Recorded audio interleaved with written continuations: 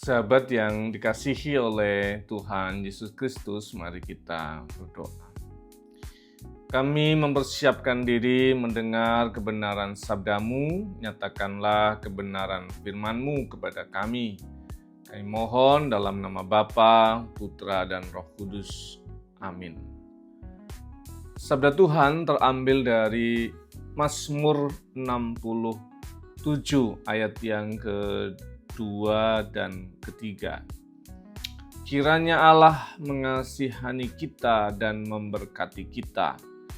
Kiranya Ia menyinari kita dengan wajah-Nya, supaya jalan-Mu dikenal di bumi dan keselamatan-Mu di antara segala bangsa. Sahabat yang dikasihi oleh Tuhan Yesus Kristus, ada satu frase di teks kita, kiranya Ia menyinari kita dengan wajah-Nya. Saya membayangkan soal wajah Tuhan yang melihat kita. Nah, sekarang gini sebenarnya pertanyaannya. Kalau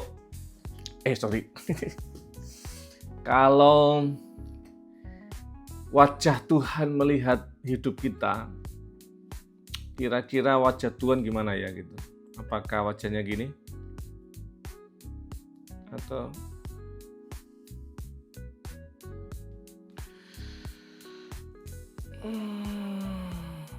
gimana? Apa yang sahabat bayangkan kalau kemudian Tuhan itu lihat wajah kita? Kalau wajah Tuhan lihat kehidupan kita, gitu yang tepat ya. Kalau wajah Tuhan melihat perilaku hidup kita, anggap aja satu hari ini. Apakah wajahnya itu senyum gembira dan bahagia dan bangga lihat kita? Atau wajahnya sedih lihat kita? Atau wajahnya penuh dengan kemarahan karena kita melakukan hal-hal yang membuat hati Tuhan menjadi marah karena itu? Coba pikirin, kita bayangkan. Oke. Seminggu, kira-kira wajah yang seperti apa yang kita lihat di wajah Tuhan? Semoga kita menjadi pribadi-pribadi yang mencari keberkenanan Tuhan dalam hidup kita. Sehingga yang kita usahakan adalah wajah Tuhan yang tersenyum, yang bangga, yang lihat kita itu dengan gembira dan bangga punya kita sebagai anaknya. Semoga kita mengusahakan itu dalam hidup. Hal yang kedua, kalau kita bicara soal menerangi wajahnya supaya nampak jalan-jalan kita dan seterusnya, supaya nampak jalan Tuhan dalam hidup kita. Kalau di renungan yang lalu bicara soal konsultasi sama Tuhan. Nah, sekarang saya ingat ada satu cerita di Alkitab di mana Musa itu bercakap-cakap dengan Tuhan secara langsung. Dia berhadapan-hadapan dengan wajah Tuhan. Walaupun gak mungkin bisa melihat Tuhan karena dia terlalu mulia untuk kita pandang. Tetapi berkomunikasi dengan intens sesuai dengan apa yang menjadi kebutuhan Musa kepada Tuhan, dan Tuhan memakai Musa untuk menyatakan firman-Nya. Nah, sekarang kalau seandainya saya bukan Musa, kemudian bagaimana saya bisa menemukan wajah Tuhan itu? Wajah Tuhan itu berarti ada pada otoritas. Kalau saya bukan Musa, kalau saya adalah umat Israel, maka saya harus belajar bahwa Tuhan menyatakan kehendak-Nya melalui otoritas. Otoritas terdekat kita adalah orang tua kita, pemimpin rohani kita, tetapi diukur dengan firman Tuhan, ayat Alkitab yang tercetak. Firman Tuhan yang tertulis sebagai ukuran. Sehingga otoritas yang kita punya di atas kita itu selaras dengan kehendak Tuhan atau tidak. Itu cara mengukur untuk mengerti kehendak Tuhan. Nah, di teks yang lain masih ngomong soal Musa, akhirnya Tuhan mengatakan, aku tidak akan menyatakan kepadamu, aku akan berjalan di depanmu dan kamu hanya bisa melihat punggungku.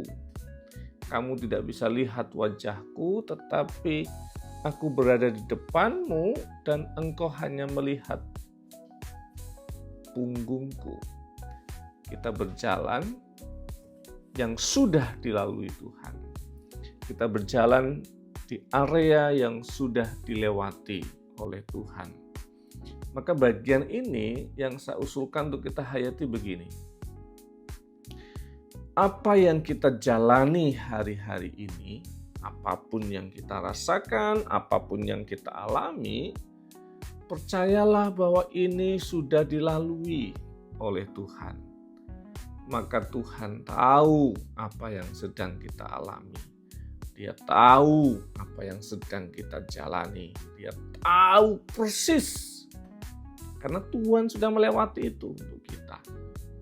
Maka taruhlah hati kita kepada Tuhan, Sang Pemilik jalan itu, untuk Tuhan, aku mau jalani ini dengan setia dan sungguh-sungguh. Saya akan berkonsentrasi dengan apa yang bisa saya kerjakan dalam hidup.